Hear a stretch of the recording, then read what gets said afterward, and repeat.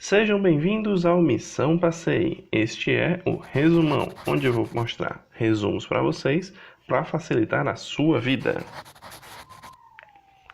Hoje vamos debater sobre historiografia, cultura, patrimônio e memória.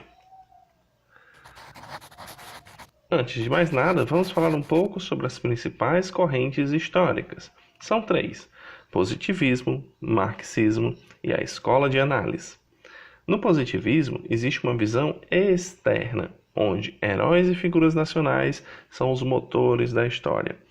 Podemos citar vários exemplos. A nível de Brasil, por exemplo, temos a figura de Dom Pedro I, responsável pela independência do Brasil. Se analisarmos fora de uma visão positivista, vemos que Dom Pedro I não foi tão importante assim, e sim mais um personagem dessa independência.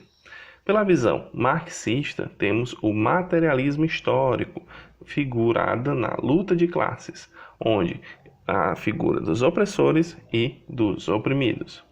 E pela escola de análise, temos a história moderna, propriamente dita.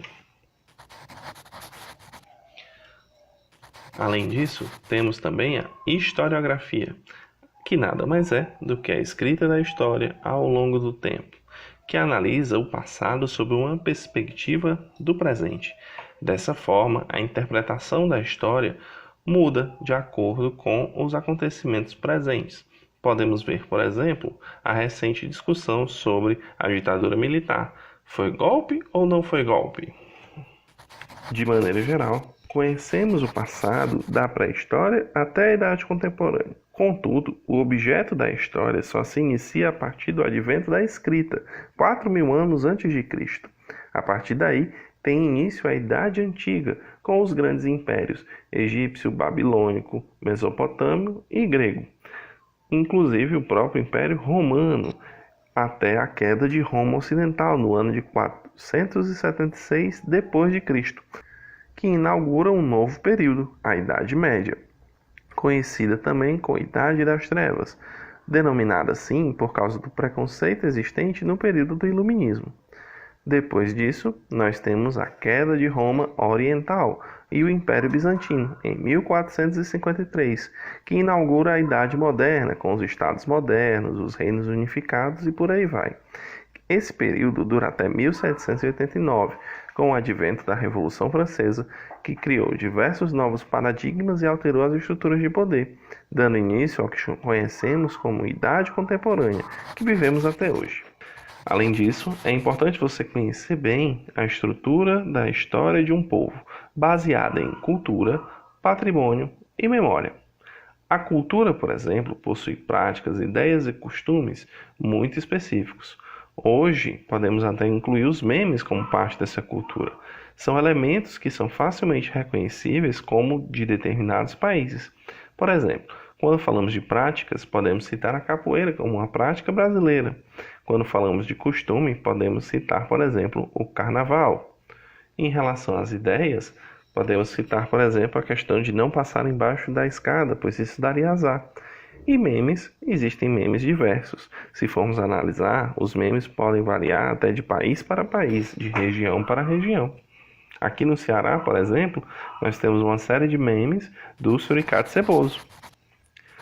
Sobre o patrimônio, podemos dividir ele em duas categorias: o patrimônio material e o patrimônio imaterial.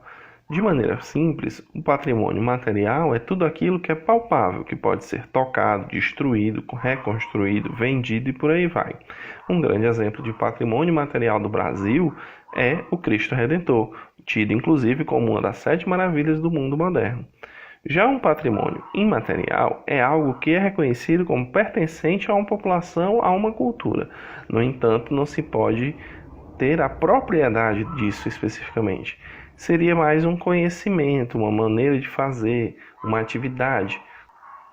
Um exemplo do patrimônio imaterial, por exemplo, é a maneira artesanal de se produzir queijo Minas, recentemente reconhecido como patrimônio imaterial do Brasil.